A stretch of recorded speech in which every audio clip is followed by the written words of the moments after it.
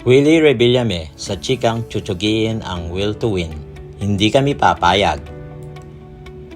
Pinabulaan na ng TV host na si Willie Revillame ang kumakalat na chismis na hanggang Disyembre na lang umano ang itatagal ng programa niyang Will to Win. Sa pagdiriwang ng unang buwan ng Will to Win noong Huwebes, Agosto 15, sinabi ni Willie na hindi umano sila papayag na basta na lamang mawala ang kaniyang programa. Ayon sa TV host, huwag kayong mag-alala, hindi kami papayag na basta-basta mawala ang programang ito. Maraming chismis, 1 buwan na lang daw kami hanggang December, hindi ho totoo yun. Ako ang gagawa ng paraan, hindi maihinto ang programang ito para sa inyo, dugtong paniya.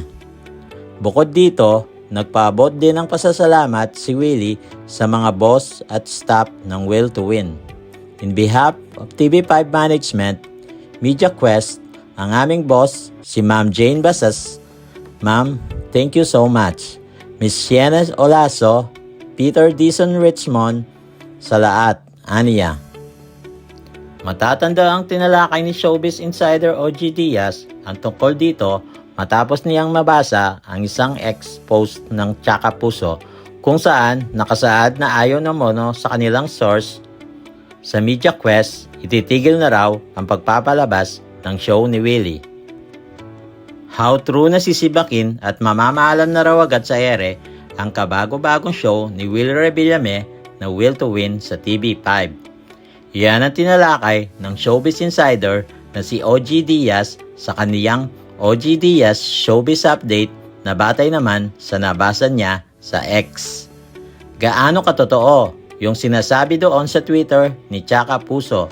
Minsan kasi nakakadala ito ng scoop na hindi ko alam. Minsan sumasablay din. Sabi ni Tsaka Puso, sisibakin na sa ere ang Will to Win, chika ni OG.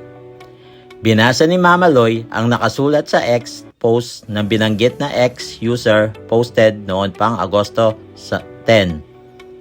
Nasusulat, ayon sa aming source, sa Media Quest, ititigil na raw ang pagpapalabas ng show ni Willie Revillame na Will to Win. Mula sa 3 years na kontrata, 6 months na lang ang itatagal ng show dahil sa bagsak na ads at sponsorship. Hindi din nagustuhan ng pamunuan ang di umano'y pagmamaoy ng main host na si Willie Revillame sa pag-uumpisa ng show dahilan para umalis ang isa sa mga host nito. Hindi din ikinatuwa ng management ang panenermon ni Willie sa mga staff at host nito. Sa pagtatapos na kwento ng aming source, tila sising-sisi ang kanilang pamunuan sa pagbibigay ng chance sa nasabing host. Kaya napagdesisyonan na nilang tapusin ang show na sana raw ay masaya sana pero napalitan ng lungkot at galit dahil sa panenermon ni Willie sa tauhan nito. Say naman ni OG, syempre hindi dapat magpapaniwala sa mga nababasang scoop, chika o balita online, kaya siya mismo ang nagtanong sa isang taga Will to Win kung totoo ba ito.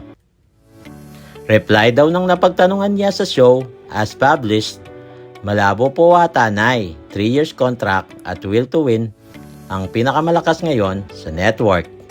From super baba daw ng rating sa oras na yun, sa ngayon na tumaas dahil sa show. Samantala, wala pang tugon, reaksyon o pahayag ang kampo ni Willie o ng TV5 kaugnay rito.